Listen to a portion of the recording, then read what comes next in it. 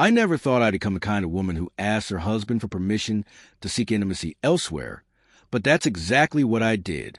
And even more shocking, he said yes. My name is Linda.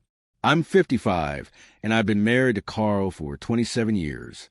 Our life wasn't perfect, but it was predictable, comfortable in that slow, quiet rhythm that comes with decades together. Or so I believed. You reach a point where the world softens, where chaos fades, and even your own body begins to slow down. But quiet has a way of exposing what's missing. For me, it was human connection. Not lust, not excitement. Just the simple need to be touched, to feel seen and wanted. Carl had changed. It wasn't just physical. He had stopped noticing me in the ways that mattered. Retirement seemed to hollow him out. His days were spent parked in front of the TV, endlessly scrolling on his phone, muttering complaint about back pain, bills, groceries, politics. Anything but us. I tried to bridge the gap. I suggested walks, dinners, even therapy. His response? A casual shrug. I'm fine, Linda. We're fine. But I wasn't. One night, after months of lying beside each other without really touching, I asked him directly, "Do you even want me anymore?" He didn't look up from his tablet. "Of course I do." "Then show me," I said.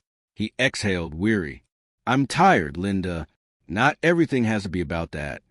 I lay awake that night, staring at the ceiling, counting the days since we had last felt close. I wasn't angry.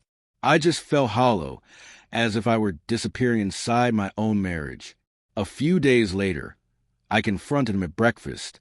"Carl, if you can't give me what I need, can I find it somewhere else?" He froze. "What do you mean?" I spelled it out. Physical intimacy with someone else. His face hardened.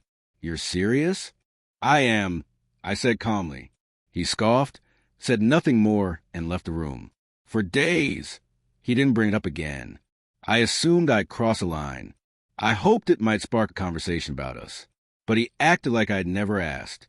Weeks passed until one evening. Folding laundry, he muttered without looking up, "If that's what you need, you have my permission." I froze. The words were flat, devoid of anger or passion. Just surrender. A man who had given up, and the realization cut deeper than any argument ever could. Some might think I would stop there, that I would recoil, begging him to fight for me. But instead, I felt something I hadn't in years. Control, even power. I had exposed a truth he refused to face, and now he had yielded. I didn't act immediately. I waited, half expecting him to take it back, to finally see me to fight. But he never did. He remained in his recliner, remote in hand, pretending nothing had changed. One evening, I left under the guise of visiting my sister. I wandered into a quiet wine bar downtown and met a man named Tom, kind, gentle, recently widowed. We talked, laughed, shared stories. I hadn't planned to cross any lines, but I did. And when I returned home that night, something inside me had shifted. Carl sat in his usual spot, tired eyes lifting briefly toward me. "Did you get what you wanted?" His words were soft, carrying no anger, only resignation. I didn't answer. I didn't need to. He nodded, turned off the TV, and went upstairs.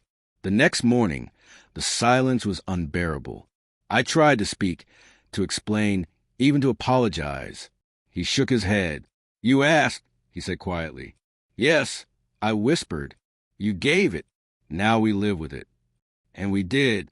Somehow we stayed together. But the marriage changed. It became functional, polite, cold, a partnership rather than a union. We shared meals, ran errands, said goodnight. But the laughter, the warmth, the closeness was gone.